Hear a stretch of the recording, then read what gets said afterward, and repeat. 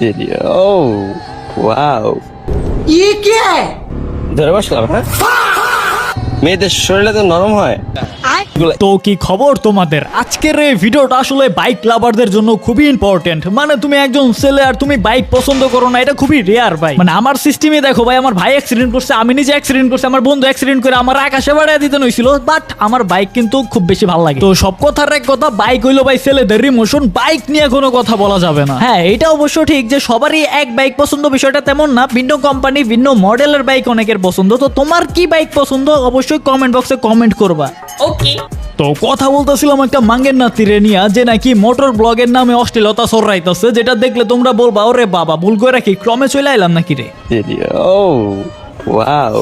হ ভাই, wow wow, কত সুন্দর তাই না? আর ওর পোস্টটা দেখছাও ভাই, বাইকের মধ্যে এমন ভাবে বইসা রইছে, মনে হইতাছে ও খাটের মধ্যে শুয়া রইছে ভাই, আবার ও স্টাইলও করে। ওই দেখো, ধরে বসলাম, হ্যাঁ?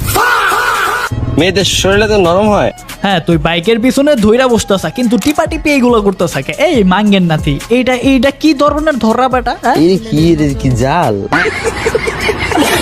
মাছ ধরা যায় এটা দিয়ে? না, এই জাল দিয়ে মাছ না ধরা গেলেও ওই জাল দিয়ে কাস্টমার ঠিকই ধরা যায়, বুঝছা? বাংলাদেশে জাল হইলো দুই ধরনের, একটা জাল হইলো মাছ ধরে, আর একটা জাল হইলো কাস্টমার ধরে। তো মাছ যেটা দিয়ে ধরে সেটা হলো মাছটা জালের মধ্যে আটকায়, আর ও যে জালটা পইরা রইছে সেটা হলো কাস্টমারের চোখ আর জালের মধ্যে যায় আটকায়। বুঝোস না এই বিষয়টা? যদি না বুঝা তাহলে কষ্ট কিছু করার নাই। তুমি না রাস্তাঘাটে এমন অবস্থা করে ফেলো। মানে ওর রিয়াকশনটা তোমরা দেখছাও, খেয়াল করছো কিনা জানি না, ও যেভাবে জিভ বাড়া বাইকের ইঙ্গিতটা দিল না, ও মানে ভাই ও বাইকে বইসা ওর নিজেরে মোটর ব্লগার দাবি করে, ও নিজেরে ব্লগার দাবি করে, বাট ওরে দেখা কোনো অংশে আমার কোনো ব্লগার মনে হইতেছে না।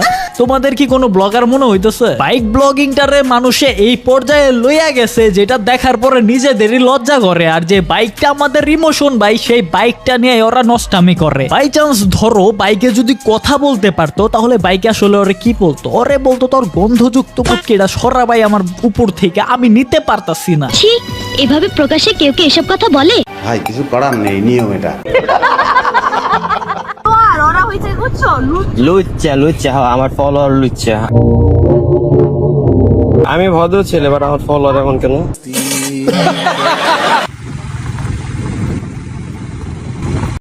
না আসলে আমি কি বলবো, আমি আসলে বলার ভাষা পাইতাছি না। হ্যাঁ, ক্রমের কন্টেন্ট ক্রিয়েটর গুলা ইউটিউবে আইসা ওর আবার ফলোয়ারও বানিয়ে লাইছে, এদেরকেও মানুষে ফলো করে। বাবা রুচির কি দুর্ভিক্ষ ভাই! মানে হুট করেই ফেসবুকের সামনে আমার একটা ভিডিও আসে, ঠিক আছে? ওর ভিডিওগুলো আমি দেখি, দেখার পরে আমি জাস্ট ভাবি যে এরাও ভাই মোটর ব্লগিং করে, এরাও ভাই ব্লগার বাবা যায়। আচ্ছা ধরো তোমাদের আমি একটা গল্প শুনে বলি, হ্যাঁ এটা কাল্পনিক গল্প, কেউ মিলাইতে যায় না। সাপোজ তোমাদের ঘরের আশেপাশে ধরো তোমাদের পাড়া প্রতিবেশী একটা মেয়ে থাকে, যার নাম নাকি জরিনা।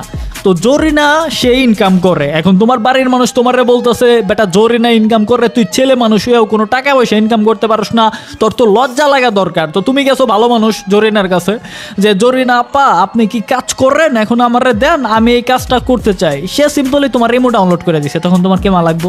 ভাই আমার মারেন, আমার মারে ফেলেন না কেন? মারেন না ভাই, আমার বাইচাচ্ছি কেন ভাই? তো ইমোতে কাজ কইরা যেমন ভাই ফ্রিল্যান্সার হওয়া যায় না, তেমনি ক্রমের কন্টেন্ট ফেসবুক ইউটিউবে আপলোড দিয়া সেলিব্রিটি ফ্যান ফলোয়ার বানানো যায় না। এটাকে আমরা সস্তা বস্তির কন্টেন্ট, বস্তির মন মানসিকতারে বলে। তো আপনি যদি মনে করেন ভাইয়া আপনি অনেক কিছু করে ফেলছেন এই আপুদের সাথে, তাহলে আমি বলবো আপনি চুল ফালে আড়ি বানছেন, এক। আর দুই নাম্বার, যদি কোনো কিছু করে থাকেন ভাইয়া, যদি মনে করেন ফ্যান ফলোয়ার হইছে, আপনি এখন অনেক বড় মানুষ হয়ে গেছেন, যেটা আপনি মনে করেন। আসলে বিষয়টা তেমন না, আপনি আসলে একটা চ্যাডার ভালো হইছেন। এটা কোনো কথা? এই অবস্থা কে এইগুলো খোলা রাখছো কেন বুঝলাম না। আমরা খুলে বের হবো কি হবো না কি আপনাকে জিজ্ঞেস করবো? মানে ভাই অবস্থাটা কেমন হয়ে গেছে দেখছো? মানুষ এখন খুইলা দেয় আবার চায়, আবার বলতে গেলে বলে নাকি যে আপনাকে জিজ্ঞেস করব না। তোমরা কি মনে করতেছো যে মাঙ্গের নাতি ভিডিও করতেছো ভালো না? ওই ওদেরকে খুইলা এবার কইছে যে তোর ভিডিওতে ভিউ আহে, এটাই নাকি বাইকারদের ব্লগ, নতুন ব্লগ। ওরে আমার ব্লগার রে, ক্রমের ব্লগার আইছে। তুমি যে আমাকে বিয়ে করবা বলতেছো, তোমার তো প্যান্টের চেইন খোলা, এখন তো চেইনই সামলাইতে পারো না। ভাই একটুর পরে তো লিডরের ফ্ল্যাটে যায় খুলতে হইব, লাগে কি লাভ? তাহলে খুলে রেখে দিচ্ছে, কষ্ট করে আবার আপনার খুলন লাগবো না। তারা হইলো ভাই ব্যবসায়ী মানুষজন, ব্যবসায়ী চিন্তা ভাবনা, ব্যবসায় জানি লস না হয়, তারা জানি কাস্টমার হারে না ফেলে, তার জন্য খুইলাই রেখে দেয়।